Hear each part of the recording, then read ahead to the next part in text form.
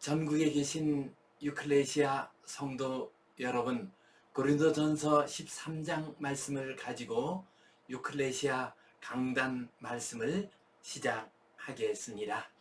사랑은 오래 참는다 라고 했습니다.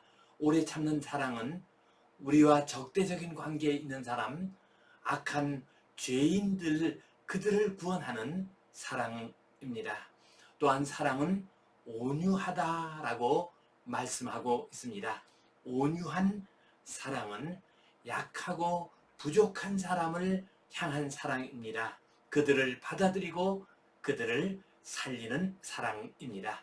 오늘은 온유한 사랑, 이 말씀 가지고 함께 은혜를 나누겠습니다. 미국 위스콘신 대학의 동물심리학자 해리 할로우 교수가 행한 유명한 실험이 있습니다. 이른바 원숭이의 인공 엄마 실험입니다. 젖을 먹는 어린 원숭이들을 앞에 엄마 원숭이 대신에 인형으로 만든 두 개의 인공 원숭이를 만들어 놓았습니다. 이 어린 원숭이들은 태어나자마자 격리되어 자기를 낳은 엄마 원숭이를 전혀 알지 못했습니다. 두 개의 인형으로 만든 엄마 원숭이 중 하나는 차가운 철사로 만들었고 다른 하나는 부드럽고 따뜻한 천으로 만들었습니다. 그리고 두 원숭이 모두 그 가슴에 우유병을 넣어 두었습니다. 그리고 아기 원숭이들의 행동을 관찰했습니다. 처음에는 아기 원숭이들이 와서 두 인형 속에 있는 우유를 모두 빨아먹었습니다. 그러나 시간이 지나면서 차가운 철사로 만든 엄마 인형에게는 가지 않고 부드럽고 따뜻한 천으로 만든 인형에게만 갔습니다. 사람이든지 동물이든지 마음과 행동이 따뜻하고 부드러운 쪽으로 향하는 법입니다. 따뜻하고 부드러운 사람의 품으로 들어갈 때 편안함을 느끼고 쉼을 얻을 수가 있습니다. 사랑의 힘은 따뜻하고 부드러움에 있습니다. 사랑은 온유합니다. 그래서 사랑에는 놀라운 능력이 나타납니다. 이 시간 온유한 사랑에 대해서 함께 말씀을 나누겠습니다. 본문 말씀 다시 한번 같이 읽겠습니다. 사랑은 오래 참고 사랑은 온유하며 시기하지 아니하며 사랑은 자랑하지 아니하며 교만하지 아니하며 무례히 행하지 아니하며 자기의 유익을 구하지 아니하며 성내지 아니하며 악한 것을 생각하지 아니하며 불의를 기뻐하지 아니하며 진리와 함께 기뻐하고 모든 것을 참으며 모든 것을 믿으며 모든 것을 바라며 모든 것을 견디느니라. 사랑은 오래 참고 사랑은 온유합니다. 온유하다는 헬라어 원어는 크레스토테스입니다. 크레스토테스는 따뜻하다, 자비롭다, 친절하다 등의 의미를 가지고 있습니다. 우리 성경에는 사랑의 따뜻함에 초점을 맞추어 사랑은 온유하다라고 번역했습니다. 그러나 영어 성경에서는 사랑은 친절하다로 번역을 했습니다. 즉 love is kind라고 번역을 했습니다. 사랑이 온유하다는 것은 사랑은 따뜻하고 부드럽다는 의미입니다. 연약하고 부족한 사람을 배척하지 않고 받아주는 것이 사랑입니다. 다른 사람에게 자비를 베풀고 친절하게 대해주는 것이 사랑입니다. 바울 사도께서 사랑은 온유하고 친절하다고 할 때는 고린도 교회의 성도들을 염두에 두고서 하신 말씀이었습니다. 고린도 교회의 문제 중에 하나는 분파가 만들어진 것입니다.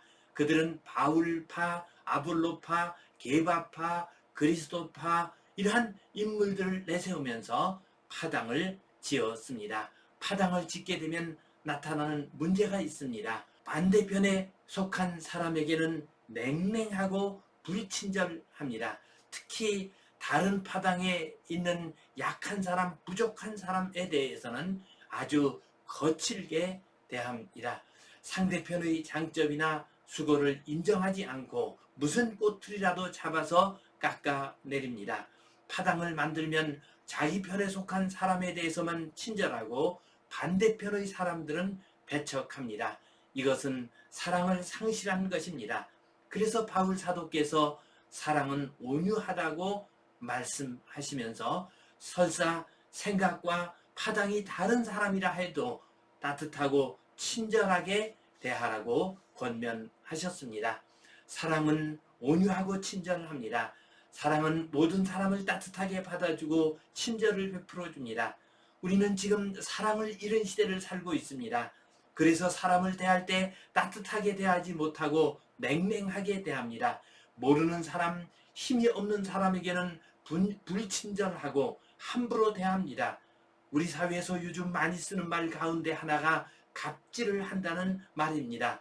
갑질을 한다는 것은 무엇한 위치, 힘 있는 위치에 있는 사람이 그렇지 못한 사람을 함부로 대하는 것을 말합니다.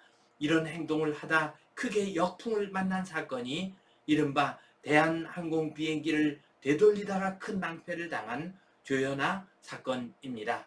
갑질이라는 유쾌하지 못한 말이 우리 사회에 만연한 이유는 온유한 사랑이 없기 때문입니다. 사랑은 온유하고 친절합니다.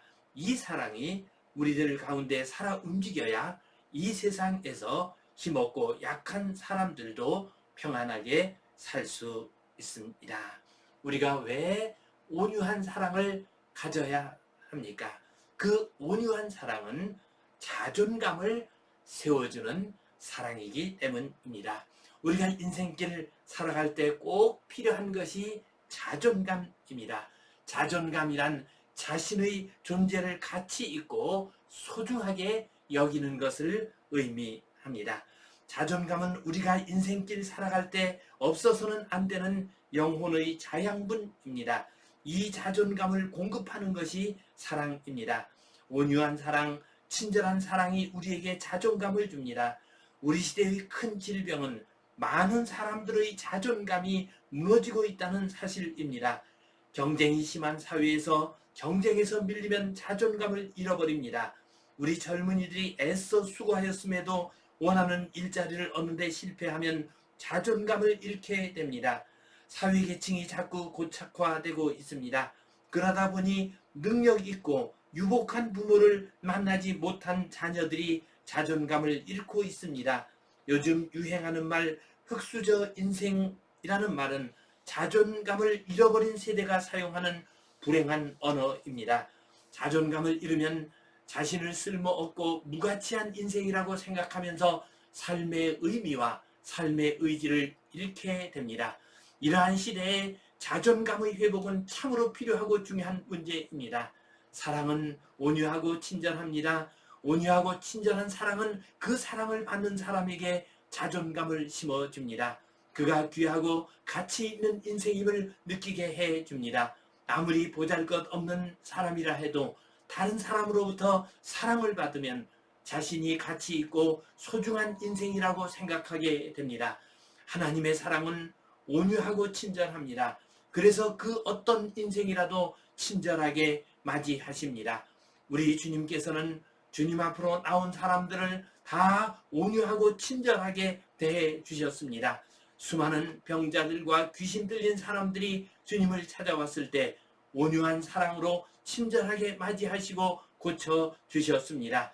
심지어는 다른 사람에게 미움받는 세리들과 죄인들에게까지 친절을 베풀어 주셨습니다. 어린 아이들도 친절하게 맞이하셨고 몰래 뒤에 와서 우리 주님의 옷깃을 붙잡은 여인까지도 친절하게 대하시고 평안함을 주셨습니다. 온유한 사랑, 친절한 사랑이 약하고 부족한 인생들을 가치 있게 만들어 줍니다. 자존감을 가지게 합니다. 오랫동안 교도관 생활을 하셨던 박효진 장로님 이야기입니다.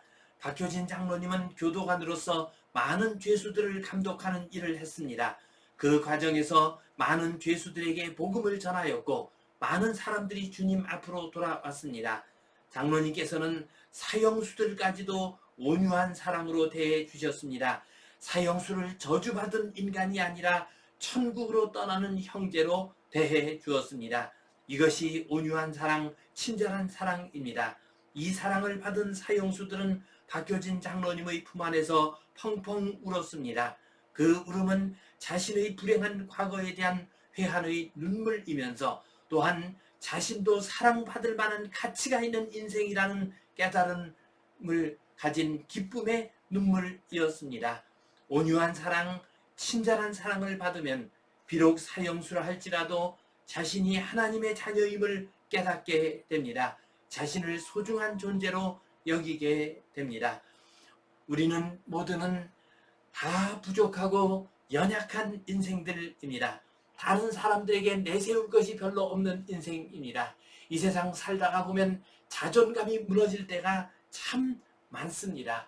우리의 자존감을 깨트리는 세상 가운데서 살아가고 있습니다. 그러나 온유와 친절이 담긴 사랑이 보잘것없는 우리 인생들에게 자존감을 심어줍니다. 가치 있는 존재로 만들어줍니다. 온유한 사랑, 친절한 사랑을 가지고 우리의 이웃을 변화시키고 나 자신을 변화시키고 세상을 변화시키는 아름다운 성도님들 되시기를 간절히 바랍니다. 또한 온유한 사랑은 받아주는 사랑입니다. 받아주는 사랑이 생명을 살리는 사랑입니다. 온유한 사랑, 그것은 나에게 다가온 사람을 그 모습 그대로 인정해주고 받아주는 사랑입니다. 약하고 부족한 사람을 받아주는 사랑이 온유한 사랑입니다. 온유한 사랑, 받아주는 사랑이 지치고 힘든 인생들에게 안식을 줍니다. 죽어가는 인생을 살립니다. 상처받은 인생들의 상처를 치유해 줍니다. 이 온유한 사랑은 주님으로부터 오는 것이며 주님께 배우는 사랑입니다. 우리 인생들이 주님 앞으로 가면 주님은 우리를 받아주십니다. 우리가 인생길에서 지치고 힘들어할 때 그 모습 그대로 받아주십니다. 그래서 주님께서 말씀하시기를 수고하고 무거운 짐진 자들아 다 내게로 오라. 내가 너희를 쉬게 하리라. 나는 마음이 온유하고 겸손하니 내 멍에를 메고 내게 배우라. 그리하면 너의 마음이 힘을 얻으리라 하고 말씀하셨습니다. 우리 주님은 온유하고 겸손하십니다. 그래서 수고하고 무거운 짐진 자들을 다 받아주시고 우리 주님 품 안에서 쉼을 얻게 하십니다. 우리 주님의 온유한 사랑은 받아주는 사랑입니다. 그리고 받아주는 사랑이 생명을 살립니다. 우리는 그 대표적인 예를 가늠하다 현장에서 붙잡혀 주님 앞에 끌려온 여인에게서 발견할 수 있습니다. 한 여인이 간음을 하다 현장에서 붙잡혀 끌려왔습니다. 대낮에 이런 일이 일어난 것을 보면 이 여인은 현숙한 여인이라고 할 수 없을 것 같습니다. 어쩌면 먹고 살 길이 없어서 직업적으로 성매매를 하는 여인이었는지 모릅니다. 이 여인은 죄를 지은 여인이었고 알지도 못하는 여인이었습니다. 또한 위험한 여인이기도 했습니다. 이 여인을 잘못 동정하였다가는 적대자들이 파놓은 함정에 빠질 수 있는 상황이었습니다. 그러나 지금 이 순간 그 여인은 당시 관습에 따라 돌 맞아 죽을 수밖에 없는 한없이 약한 존재였습니다. 주님께서는 이 여인을 받아주시고 온유하고 친절한 사랑으로 대해 주셨습니다. 먼저 주님께서는 땅 위에 조용히 글씨를 쓰시면서 사람들의 마음이 가라앉기를 기다렸습니다. 땅 위에 무슨 글씨를 쓰셨는지 성경에 기록되어 있지 않습니다. 그러나 윌리엄 바클레이 같은 성경학자는 말합니다. 우리 주님께서 땅 위에 인간이 저지르는 여러 가지 죄들의 목록을 적었을 것이라고 했습니다. 땅 위에 적힌 죄의 목록을 보면서 주변에 서 있던 사람들은 자신의 죄를 생각했을 것입니다. 그리고 주님께서 너희 중에 죄 없는 자가 먼저 돌로 치라 말씀하심으로 그들이 여인을 두고 하나 둘씩 흩어지도록 하셨습니다. 그들이 다 떠나가자 주님께서 여인에게 나도 너를 정죄하지 않겠다. 다시는 죄를 짓지 말라 하고 말씀하셨습니다. 알지도 못하는 여인, 죄를 지은 여인, 힘없는 여인이 주님 앞에 나타났습니다. 그때 주님께서는 이 여인을 배척하지 않으시고 받아주셨습니다. 온유하고 친절한 사랑으로 받아주셨습니다. 이 사랑이 이 여인을 구원하였고 온 세상을 구원하였습니다. 우리가 즐겨 부리는 찬송가 214장은 주님의 온유하신 사랑을 잘 표현하고 있습니다. 나 주의 도움받고자 주 예수님께 빕니다. 그 구원 허락하시사 날 받아 주소서. 큰 죄에 빠져 영죽을 날 위해 피 흘렸으니 주 형생대로 믿으사 날 받아 주소서. 내 힘과 결심 약하여 늘 깨어지기 쉬우니 주 이름으로 구원의 날 받아 주소서. 내 주님 서신 발 앞에 나 꿇어 엎드렸으니 그 크신 역사 이루게 날 받아 주소서. 내 모습 이대로 주 받아 주소서. 날 위해 돌아가신 주 날 받아 주소서. 받아서 주소서라는 말이 반복해서 나오고 있습니다. 내 모습 이대로 받아주는 것이 친절한 사랑이요 온유한 사랑입니다. 우리 주님께서 이 사랑 보여주심으로 온 세상을 구원하셨습니다. 우리 주변의 사람들이 죽어가고 있습니다. 먹을 것이 없어서 입을 것이 없어서 죽어가는 것이 아닙니다. 세상이 냉랭해져서 죽어가고 있습니다. 그 어디에서도 그 누구에게도 따뜻하게 받아들여지는 사랑이 없기 때문에 죽어가고 있습니다. 위대한 신학자 폴 틸리는 이런 유명한 말을 남겼습니다. Accept what you are accepted. 너 자신이 받아들여졌음을 받아들이라 라고 말을 했습니다. 주님은 온유한 사랑으로 우리를 받아주십니다. 우리도 온유한 사랑으로 이웃들을 받아주어 생명을 구하는 복된 성도님들 되시기를 주님의 이름으로 축원합니다.